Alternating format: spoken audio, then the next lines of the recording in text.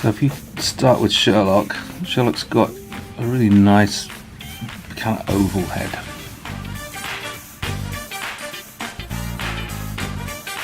He's slightly more human proportions than, say, Nomeo would be, or Juliet.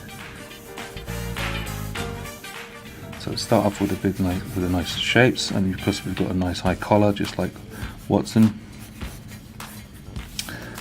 So what you can do is I would draw the proportions. So you've got, proportion for the hat, which is the deerstalker gnome hat, placement of the ear, jawline. That can all be adjusted later.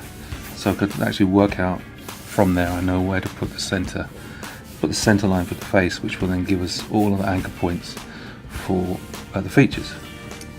So if I then put that on there, that's a little bit of the brim of the hat. That then ties in. The brim of the hat is important in that it helps his expression. Sherlock's kind of handsome, and he's got also inquisitive expression, which means the eyebrows are often in natural position. So we put this in the deerstalker brim. This kind of helps that. So I would know that line is the center line of the face.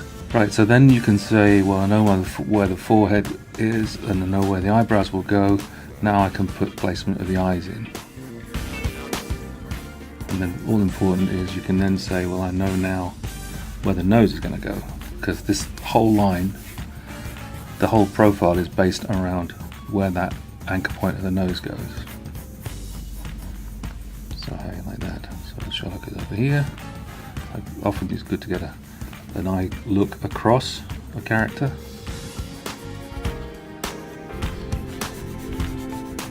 So that way I can say, well, I know where the ear is going to go, and I know how big the ear is in relation to the eyes. So we can then start to work the jawline in and put placement of where his sideburns are. Sideburns are kind of a large detail on his face, but they're good because they give feeling of the cheekbones, and they also are there to frame the eyes. Sherlock's got quite a small, in relaxed pose, it's got quite a small mouth because it just kind of suits the whole line of the face a bit better. So anchor point of the neck will go up there. It's quite athletic and fit, so that way we can draw the chest sticking out a little bit. Center line again for where the waistcoat would be, gives us a good anchor point to put the bow tie. Scribble that in there for the minute.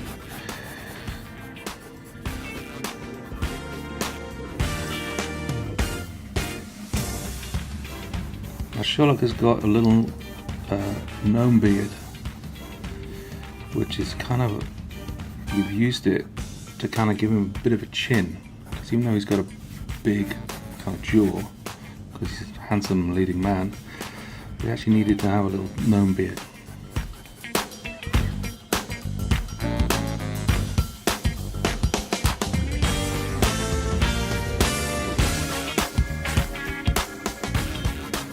Block in a few more of the forms. Point on the gnome hat.